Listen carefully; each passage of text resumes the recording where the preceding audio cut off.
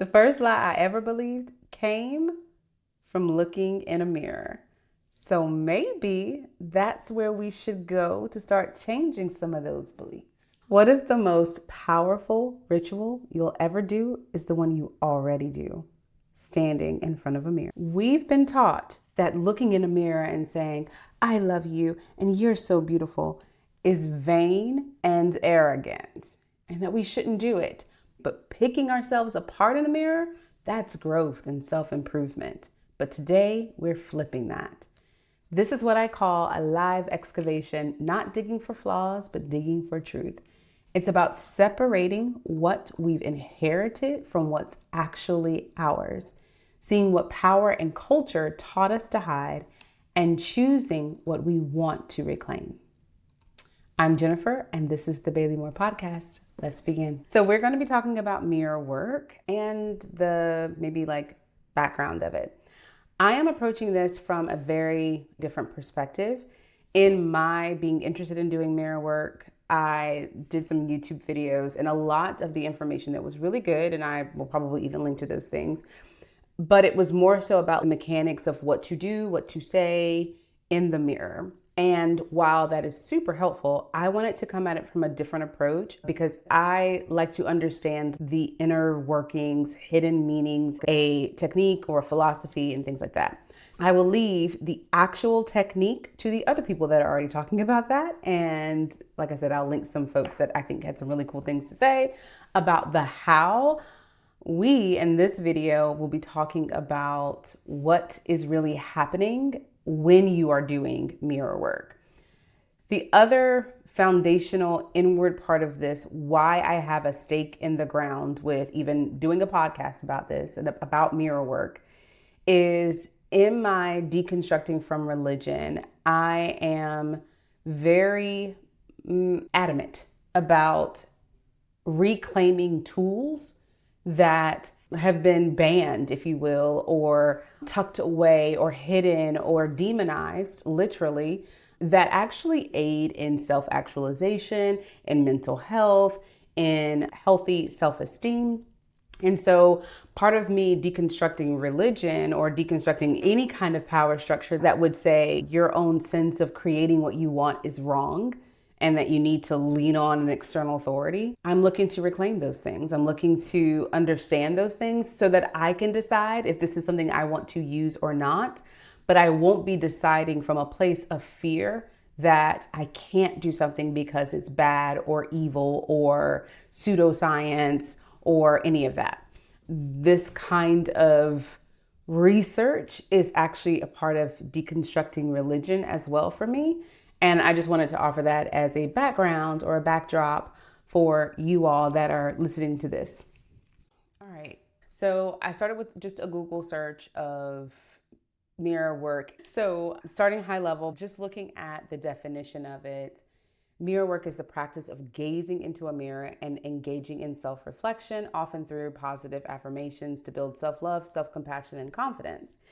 One of the things that I noticed very quickly when I started doing research and even now is that Louise Hay seems to be one of the folks that talks a lot about mirror work. She has a book about it. There's a lot of, I think, pointing back to her work, her book, her thoughts, some YouTube videos of some things that she said over the years about mirror work.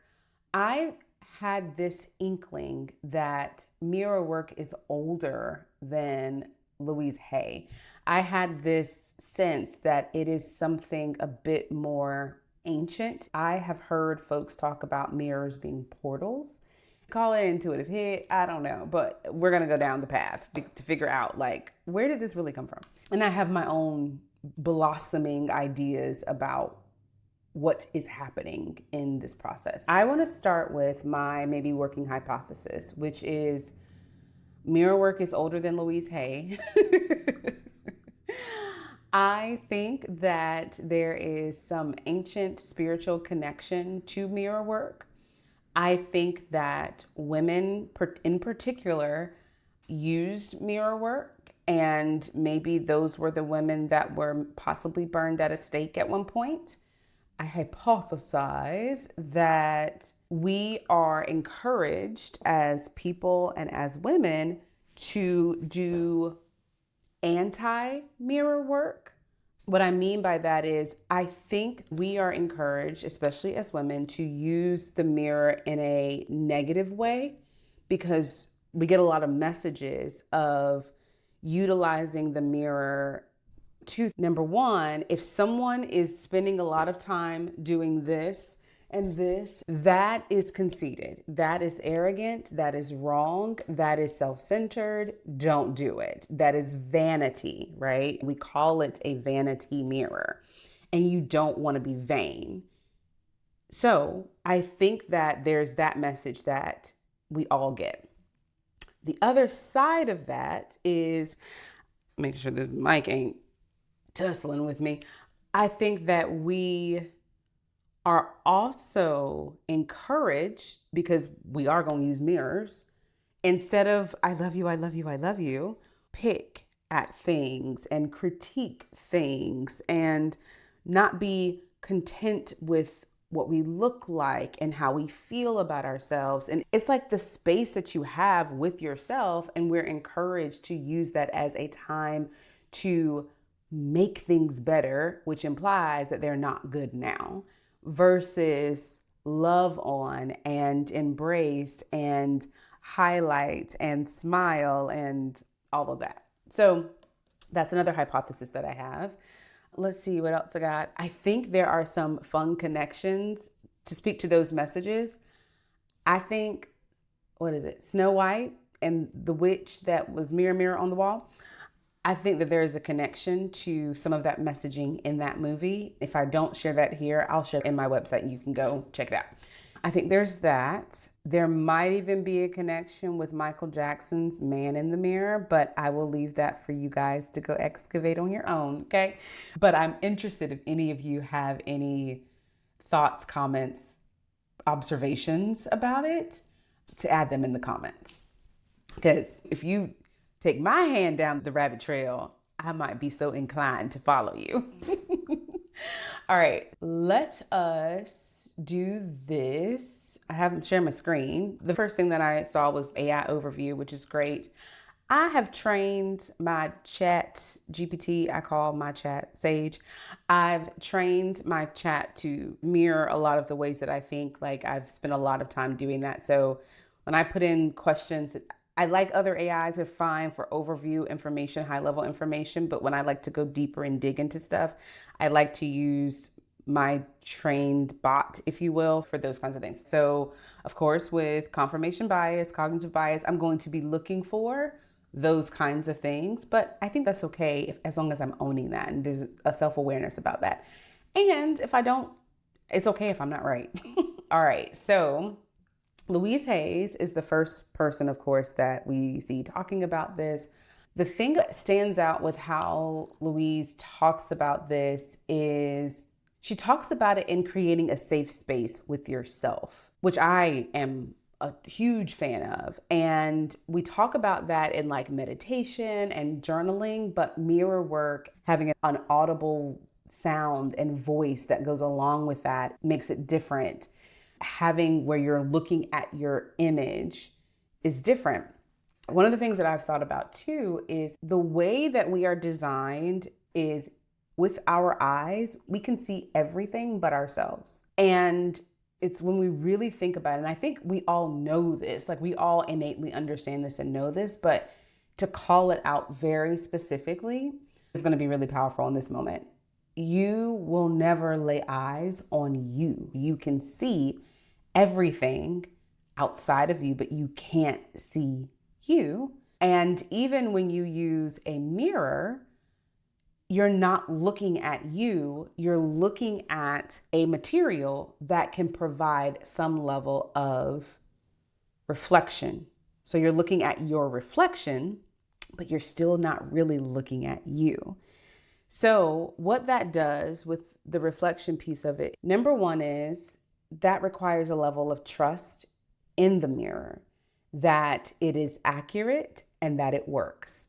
There's a trust factor involved with mirrors in general. every time you look into one, whether you say an affirmation or not.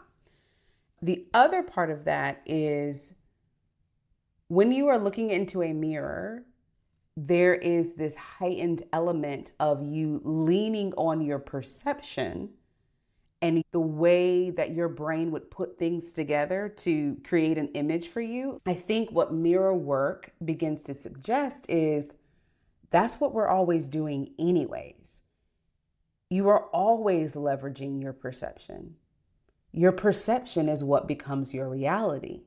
So by leaning into that, even more with mirror work, it's like heightening it. It's like turning the volume up on trust and perception to say, and this is what I want to see, because there's a part of me that's already accepted that I can't see me. And yet I'm going to use something to give me some level of perception, which means trusting earth, trusting material, something in the material world, and trusting myself, that I have the perceptive powers to pick up on those things and go with those things. All of that to say, that's my thinking about it. But the way that Louise Hay talks about it is using that to create a safe space for yourself and using it to see where you may have limitations in creating what you want, which I think is pretty cool. I have not read her book, 21 Days to Heal Your Life. I've not read this.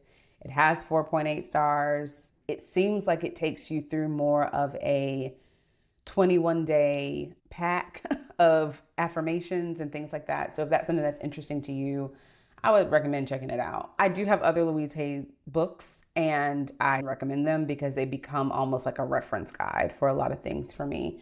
So I like her writing. I just haven't bought this book, but go forth if you so desire.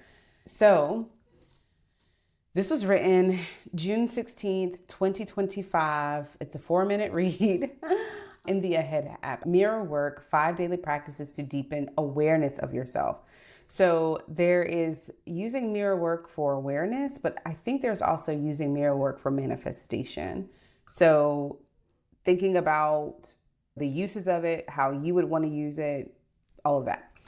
So what makes mirror work so effective, says Sarah, what makes it so effective for developing awareness of yourself is this directness. When you look into your eyes, there's nowhere to hide.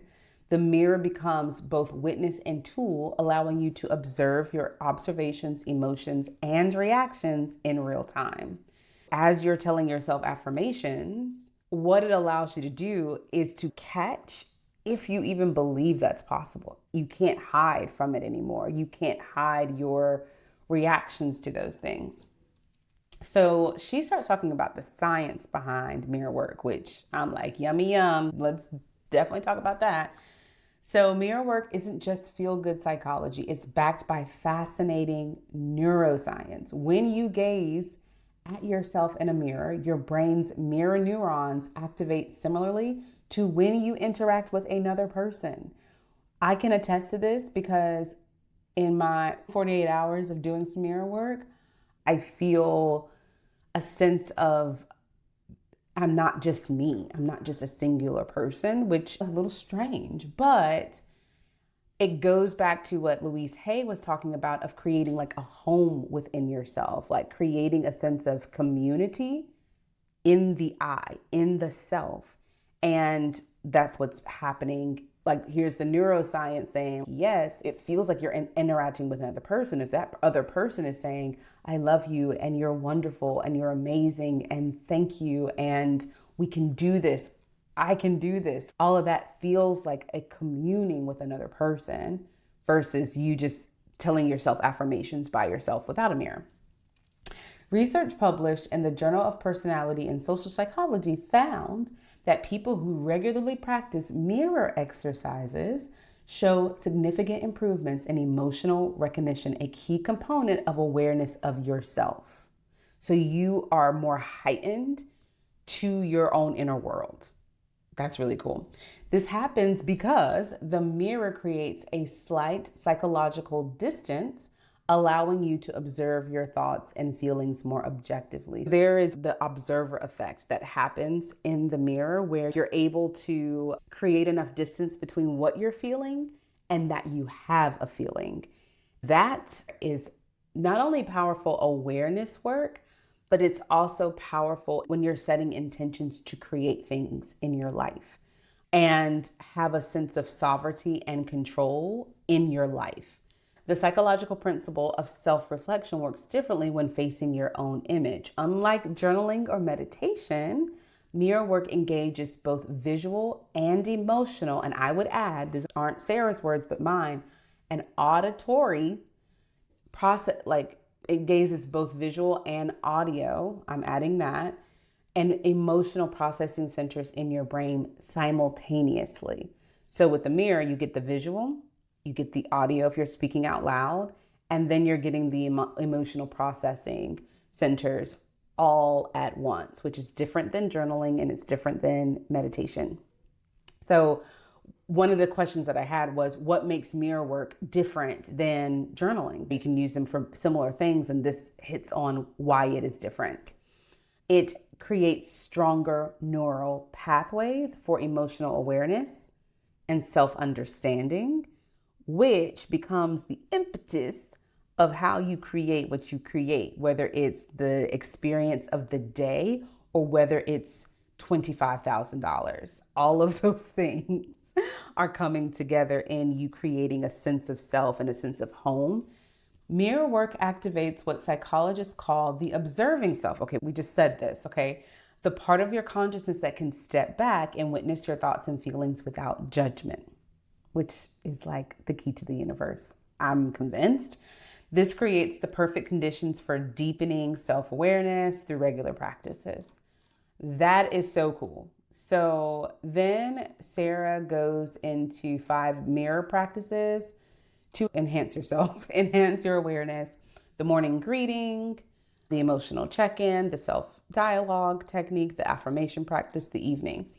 So this is a really quick read, and I would recommend it if you want to go through that. I'm going to check on this journal for a second, but before I do that, I will just share that for myself, I am a Pisces rising, and there is something about me, and I relate it to me being Pisces rising, that it can be forgetful. Like me remembering to do reflection, self techniques, awareness techniques, I'm probably going to forget. Not because I don't care, but my mind can get so sucked into something else. For me, it's been helpful to have a morning thing because I'm already in the mirror in the morning, brushing my teeth. Like I've built this around my day versus trying to set something up that I'm going to have to stop my day to go do. Because if I have to do that, I'm probably going to just forget because I get so sucked in. So in the morning is a great time, of course, because you're probably washing your face and brushing your teeth and all those good things. And that's a great time to take a couple minutes to do your thing.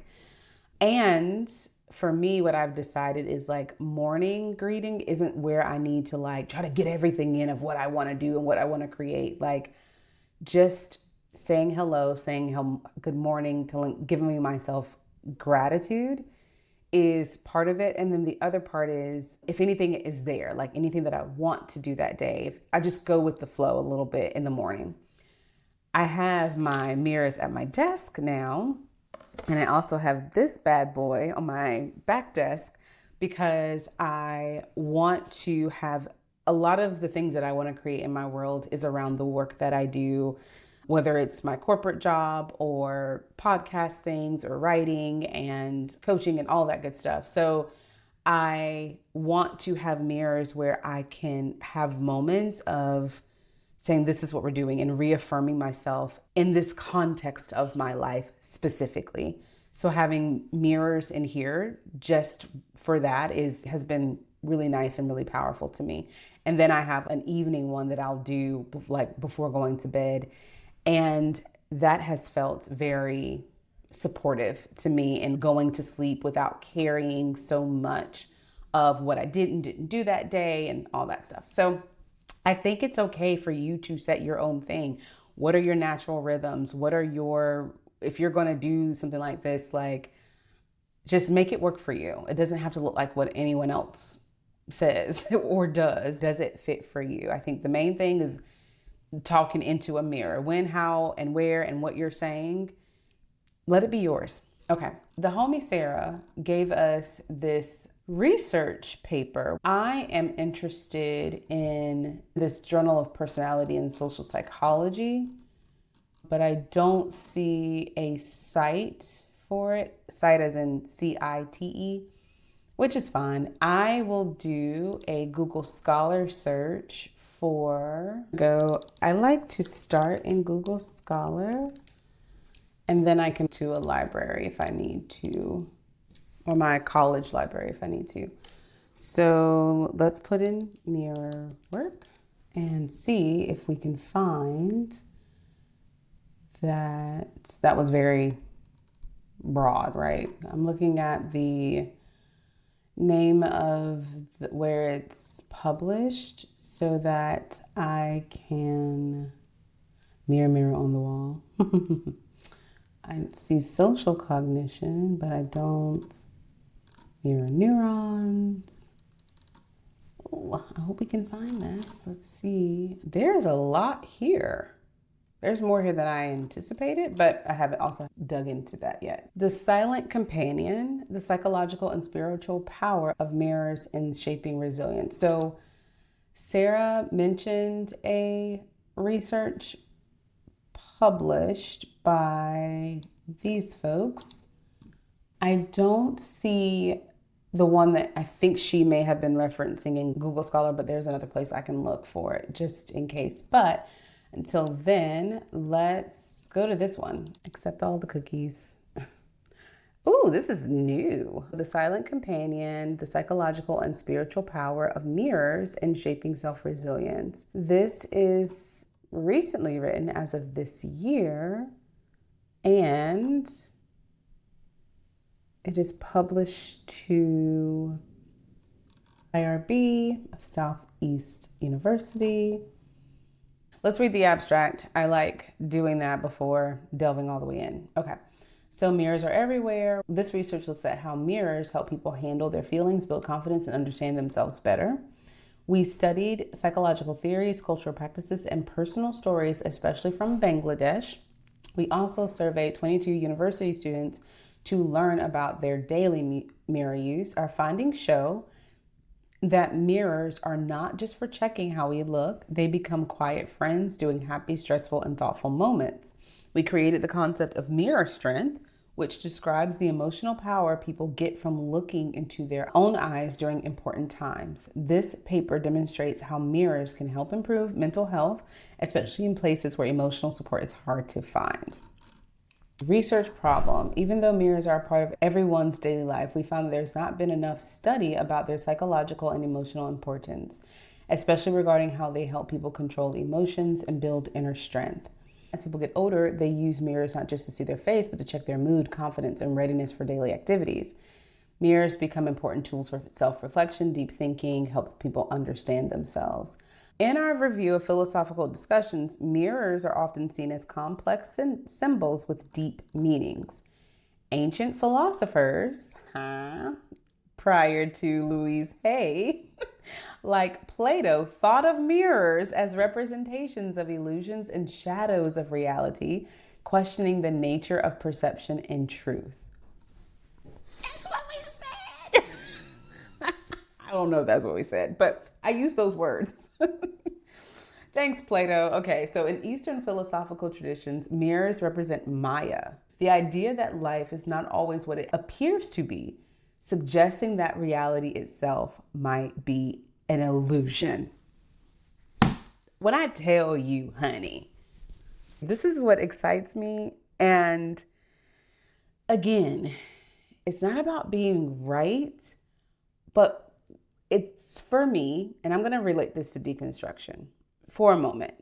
Sidebar, okay? One of the reasons why I am doing this podcast is because in deconstructing, whether it's religion, science, women's studies, race studies, whatever, when deconstructing from power structures, One of the themes that I see that has to be included in that is learning to trust your own intuition, learning to listen to yourself as a sovereign being, as a sovereign person, that you are not crazy. Nothing is wrong with you.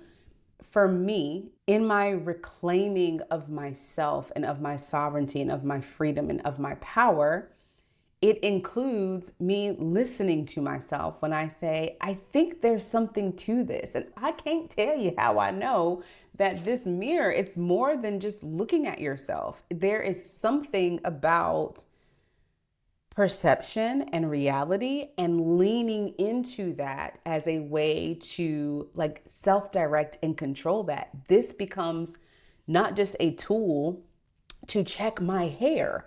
This becomes a tool for me to grow more hair. Sorry. This becomes a tool for me to remember that reality is based off of perception. And with my leaning into that, and you don't even have to like consciously carry that and looking in the mirror. Like it works on its own. This is a tool and it's not demonic and it's not wrong or bad. It's not even scary. Not only can we look at some of the science behind it, but they were talking about this in Plato's time, in ancient Hellenistic thought. And because Plato, let's talk about it, because Plato got a lot of his ideas from Africa by way of Egypt, these are maybe even ancient Kemetic ideas. Like it's not just, this is a way to reconnect with truth, with ancient principles that power structures that we're deconstructing from have tried to keep us away from. So, in Eastern philosophical traditions, mirrors represent Maya, which is the idea that life is not always what it appears to be, suggesting that reality itself might be an illusion. The ceremonial importance of mirrors has been documented across cultures, where they serve as tools for spiritual reflection and ceremonial purposes. However, beyond these philosophical and cultural interpretations, we found that mirrors can help people connect directly with their deeper selves. When someone looks into a mirror during an emotional moment, it can feel like having a quiet conversation with their own inner self or soul. The mirror stays emotionally neutral. It simply reflects without judgment or bias. This non-judgmental quality makes it a psychological safe space for emotional expression and processing, allowing people to face their feelings, their thoughts, whatever, honestly. It's like a home. It's like a womb. It's a space that you get to just be. And being able to be without judgments, which come from social normative ways of thinking about how you should think and how you should behave and what you should feel and what's the right thing to do. It creates a space for you to have non-judgmental space with yourself. And in that, what if that is the space where you're able to reclaim your own personal human design tools that are necessary to create what you want to create? If I judge this is going to get a little winded. If I am judgmental towards type A personality because I had a bad experience or because in church they told me let other people go first, sit in the back, don't talk. As a woman, you should do this and you should wait for the man. As a man, you should do this and you should blah, blah, blah, blah. You should defer that and all of that.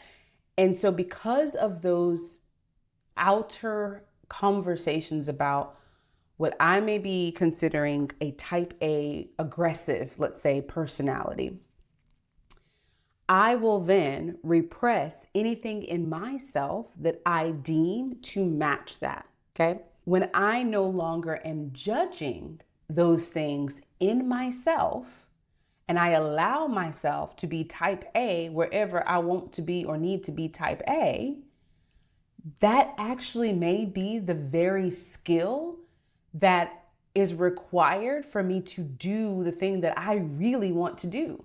Because anything, any desire that you have that you want to create includes you as the mechanism to creating it.